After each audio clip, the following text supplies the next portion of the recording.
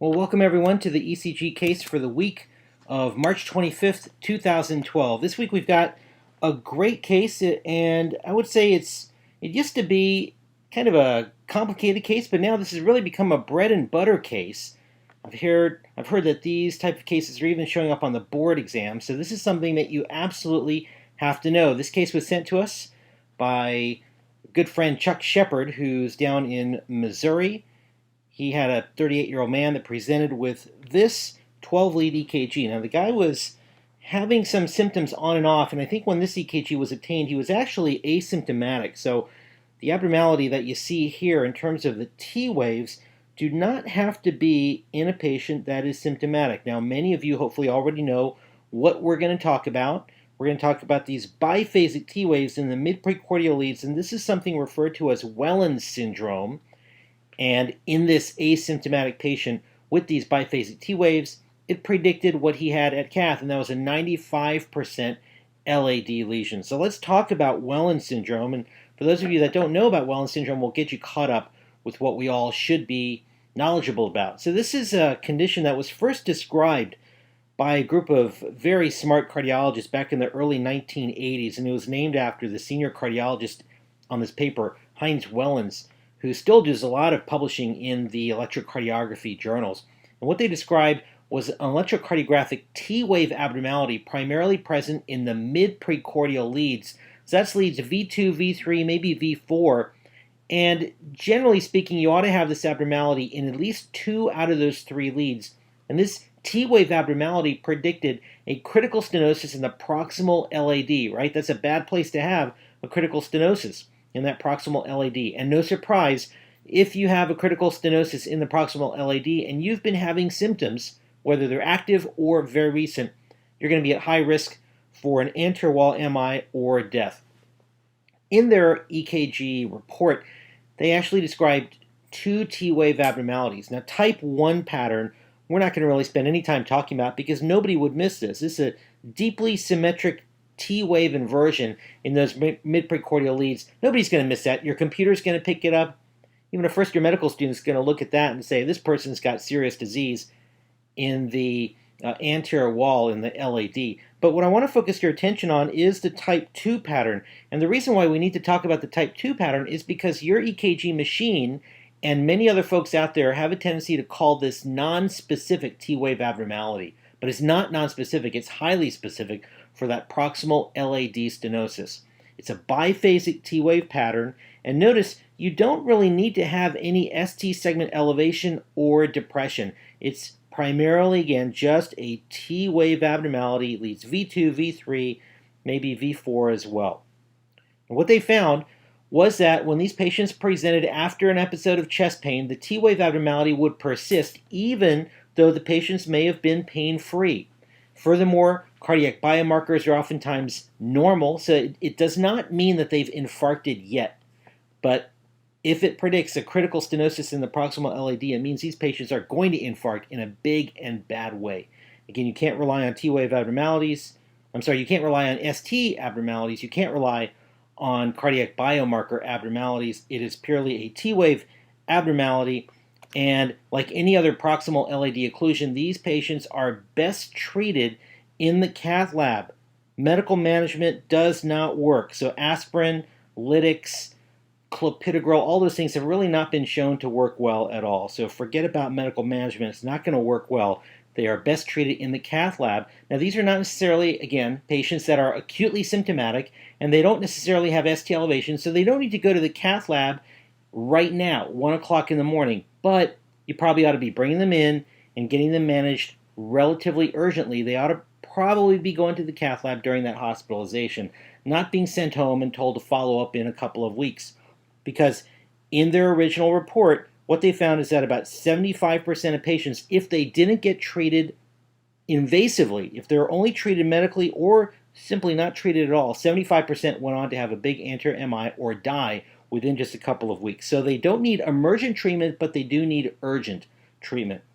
Okay, so let's look at a few more examples just to really hammer home this type 2 Wellens T-wave abnormality. Again, this is a patient right now who's asymptomatic, and you notice this biphasic T-wave abnormality, V2, V3, and V4. Even though the patient's asymptomatic, it predicts that this patient has a proximal LAD occlusion. Here's another patient. Once again, biphasic T-wave abnormality, V2, V3, just a hint of it in V4. Notice you don't have to have ST elevation or depression. This patient had an EKG that was read by the computer as non-specific T-wave abnormality. By the way, the last EKG I just showed you, this one, the computer also read this as non-specific. Your computer is not programmed to pick up Wellens. It's going to call these T-waves non-specific in many cases, so don't rely on your computer. When you see these biphasic T-waves in the mid-precordial leads, you've got to worry.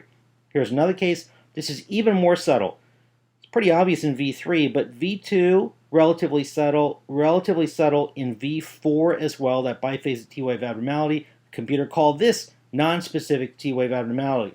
This patient also is pain-free at this moment, and this was actually missed, this case. This patient did go on to have a big anterior MI within a week after the patient was inadvertently sent home. Here's a 49-year-old who came in with chest pain and had a recent negative stress test, and you'll notice V2 looks okay, but V3, there's just a little hint of that biphasic abnormality there, and a little hint of biphasic abnormality out there in V4. Here's the baseline 12 lead, by the way. You'll notice the T waves go nice and upright and down, in contrast to what we're seeing now, where it's just this little biphasic abnormality or terminal T wave inversion. Again, I'm not a great artist, so let me take these two EKGs and put them next to each other. So here's the baseline, and here's what the patient has now. All right, and you'll notice the T waves were pretty nice and normal looking before, and now what do you notice? You see just a little bit of that terminal T wave inversion in lead V3 and also in lead V4. That was actually enough to make the emergency physicians worry. That subtle change made them worry and keep that patient around, even though the patient had a recent negative stress test, and about an hour later during observation, the patient's pain came back. Again, so this patient was asymptomatic at the time of arrival. The patient's pain came back during their ED stay, and so they repeated the 12 lead, and now it's no longer subtle. And now your computer actually picked up the big anterior MI. This patient ended up having a big proximal LAD lesion. Here's an interesting case sent by Jason Mansour, who works down in Fort Lauderdale. He sent this case to me maybe about a year ago, I guess. And this patient has an incomplete right bundle branch block pattern that you notice manifests as that big R wave in lead V1. But that's not really relevant to our case. What he was worried about in this case was the biphasic T wave pattern in V2 and maybe just a hint of it in V3. Very subtle, but it was a great pickup. Here's the baseline 12 lead. Take a look. So the baseline 12 lead doesn't have any biphasicness at all. Just normal looking T wave. There's nothing biphasic about that. And again, let me show you the EKG that he's got now. Here you see that it's become biphasic in V2 and just a hint of it in V3. That was enough to get Jason worried enough about this patient to send him off to cardiology. They took him to the cath lab, and this patient ended up having a 90% proximal LAD lesion. So subtle abnormality, your computer won't pick it up. Many times your consultants won't pick it up. It's something that you need to know about. You need to pick it up. The biphasic T waves in those mid-precordial leads, you've got to worry about it. So that's Wellens syndrome in a nutshell. I hope that was helpful. And until next week, I will talk to you later. Take care.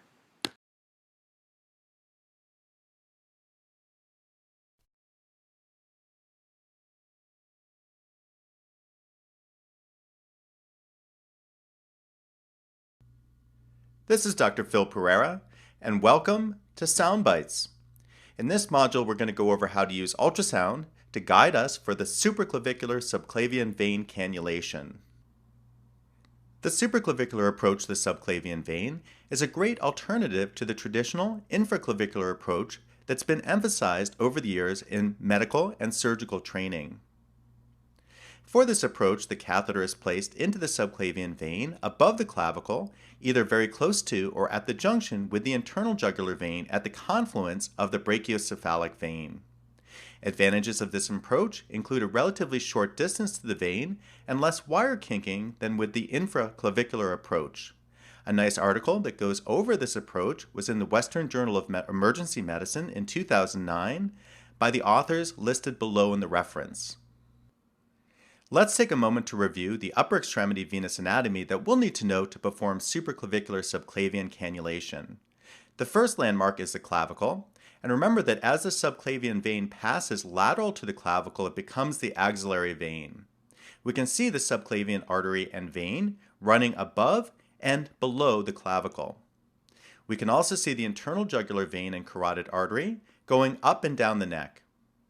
We can see the confluence of the internal jugular vein and the subclavian vein to form the brachiocephalic veins.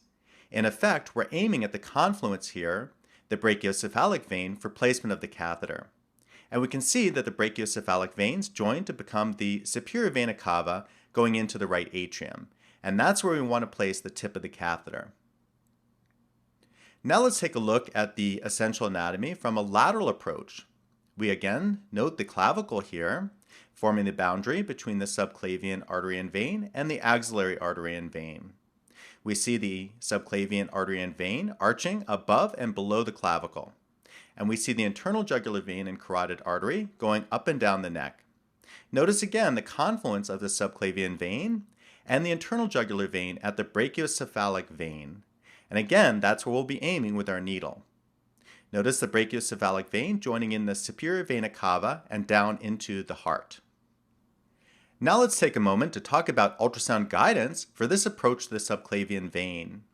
Traditionally, it's been thought to be difficult to image this portion of the subclavian vein as it arches above the clavicle. However, the supraclavicular portion of the subclavian vein can be well visualized by placing the ultrasound probe in a medial position just above the clavicle and angling it down into the chest to visualize the subclavian vein just anterior to the subclavian artery. In this illustration, we see the probe placed above the subclavian vein, able to image it in a long axis orientation. For this application, we'll want to use the high-frequency 10 MHz linear array type probe. And notice that we have the probe angled anterior to pick up the vein, which will be located anterior to the subclavian artery. Thus, cannulation of the vessel will be performed in a long axis approach using ultrasound guidance. An alternative approach to find the subclavian vein and brachiocephalic vein is to follow the internal jugular vein inferiorly down the neck. We then will visualize the subclavian vein as it joins with the internal jugular vein at the confluence of the brachiocephalic vein. And we can use color Doppler flow imaging, as shown in the video box to the upper right, to differentiate vein from artery. Notice the characteristic pulsations of the artery versus the constant phasic respiratory hum of the vein. To use ultrasound guidance for the supraclavicular approach, we'll want to place the probe in a long axis orientation in the supraclavicular fossa. As noted here in the picture to the upper right, we can see the probe placed over the top of the clavicle. There's not a lot of space in the supraclavicular fossa, and that's why it's easier to place the probe in a long axis orientation rather than a short axis approach. We'll be using the high-frequency linear array type probe for this application, and because we want to use dynamic or real-time guidance, we're going to use a sterile sheath over the probe. Now let's go over how to use ultrasound to visualize the subclavian vein. We'll begin by running the probe down the neck to identify the internal jugular vein lateral to the carotid artery. We can push down with the probe to differentiate vein from artery, as the vein should completely compress as long as there's no thrombosis present. We can also use Doppler flow to differentiate the two vessels. After we identify the internal jugular vein within the neck, we'll run the probe even further inferiorly down the neck and angle it down into the chest. Now, note here that we're seeing the subclavian artery and the carotid artery and the confluence of the two vessels. And remember that the subclavian artery is going to be located posterior to the subclavian vein. Next, we're going to orient the probe even more anteriorly, watching the internal jugular vein go down into the chest and join with the subclavian vein at the confluence of the brachiocephalic vein. And we remember that the subclavian vein would be located more anteriorly than the subclavian artery. Now let's take a look at some ultrasound images showing the internal jugular vein running down the neck and joining with the subclavian vein at the brachiocephalic confluence. And we can see the subclavian vein arching from the lateral aspect to the left of the image here and joining with the brachiocephalic vein medially. Again, we'll be aiming the needle for the confluence of the subclavian vein down with the brachiocephalic vein. And we can see that the structure is relatively superficial. We can see the depth markers over to the right, and we note that the subclavian vein is only at about 1 centimeter depth. In this ultrasound image, we first locate the internal jugular vein, and then we orient the probe a little bit more anteriorly to pick up that subclavian vein and the confluence of the brachiocephalic vein. So all we're doing is a slight tilt anteriorly with the probe to visualize the subclavian vein running into the brachiocephalic vein. And again, we can see the depth markers over to the right there, and we notice that the subclavian vein is located at about 1 to 2 centimeters. So again, it's a relatively superficial structure. In this ultrasound image, we see the subclavian vein coming from lateral to the left of the screen and joining with the brachiocephalic vein medially. We can see a valve at the confluence between the two structures. Our needle would come in from the lateral aspect and be aimed medially towards that confluence, and we can see that it would have to come down about 2 centimeters to successfully cannulate the vessel. In this illustration, we'll go over the surface anatomy for the supraclavicular subclavian vein cannulation. The needle should be aimed towards the subclavian vein at the confluence of the internal jugular vein into the brachiocephalic vein. Generally, we're going to place the needle off the back of the clavicular head of the sternocleidomastoid. The needle should be aimed towards the sternal notch. And again, it's a relatively superficial stick. This video reviews the middle triangle of the neck as framed by the divisions of the sternocleidomastoid muscle. Remember that the sternal head will run medial and the clavicular head will run lateral. The clavicle will form the inferior boundary of the middle triangle of the neck. And we can see the index finger placed within the middle triangle. Within this triangle will run the internal jugular vein and the carotid artery. And that's where we want to be first locating with the probe the internal jugular vein as it runs down the neck. Here are the traditional surface landmarks for cannulation of the supraclavicular subclavian vein. We want to identify the clavicular head of the sternocleidomastoid laterally, and that's generally where we'll be placing our needle. The needle will be aimed towards the sternal notch medially. And we can see that the needle will be coming over the top of the clavicle aimed into the subclavian vein. In this video clip, we'll simulate the correct placement of the needle for cannulation of the subclavian vein above the clavicle.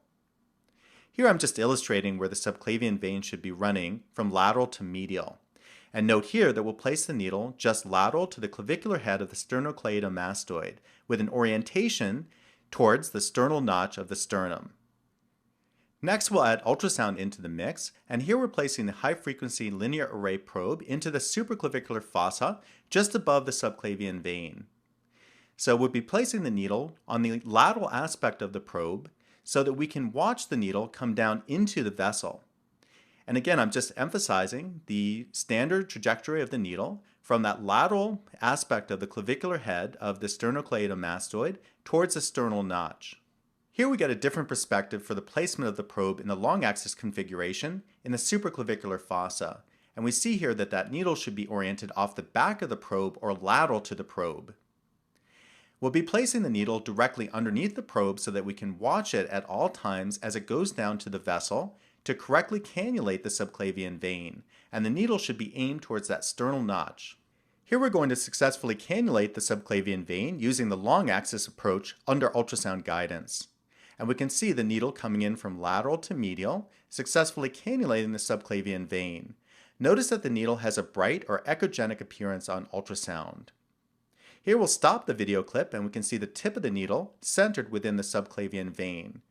We'll note the depth markers over to the right of the ultrasound image here, and we can see that the subclavian vein is at about 1 to 2 centimeters.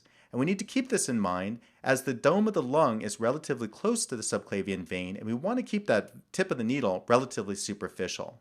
Once we've had a successful cannulation of the vessel, we can actually guide the guide wire using ultrasound guidance. And this is helpful as we want to make sure that the guide wire passes without obstruction down into the vessel lumen. In this video clip, we can actually see the guide wire advance through the catheter into the subclavian vein laterally and being pushed down the subclavian vein into the confluence with the brachiocephalic vein medial and to the right. Next, we can watch as the guide wires further advance down the brachiocephalic vein into the superior vena cava, and here we can see the echogenic guide wire coming from left down the subclavian into the brachiocephalic and into the superior vena cava. And remember that we want to position the tip of the guide wire and then the resulting catheter within the superior vena cava so that it doesn't enter into the right atrium. To summarize some of the important parts of this module, I want to emphasize that the supraclavicular approach to the subclavian vein is a great alternative to the traditional infraclavicular approach, and one in which ultrasound guidance can be used dynamically or real time to guide the needle down into the vein, hopefully to decrease the risk of complications to our patient during the procedure.